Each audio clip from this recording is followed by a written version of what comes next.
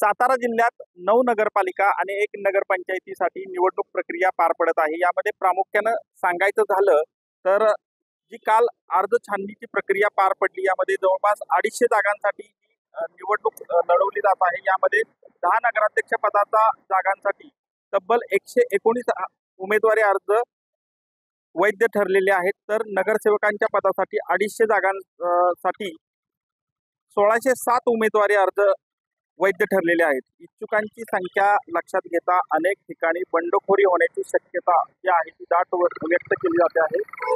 अर्ज माघारी घेण्यासाठी नेत्यांना मोठी कसरत देखील करावी लागणार आहे।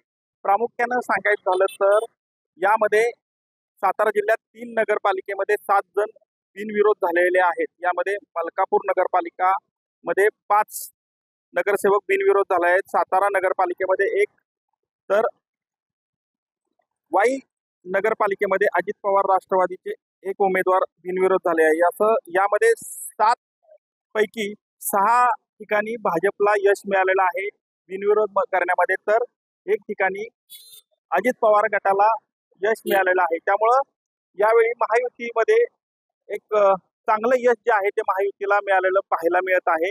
भाजपला यामध्ये खातं ओपन करण्यामध्ये यश आलेलं आहे आणि अजित पवार गटाला देखील आपलं खातं ओपन करण्यामध्ये यश आलेलं आहे। पण पुढील जी काही निवडणूक आहे ती या पुढील काळात चांगलीच रंगतदार होणार असल्याचं एकूणच चित्र पाहायला मिळतंय। कॅमेरामन आमिर शेख सह संतोष नालावडे, TV9 मराठी, सातारा।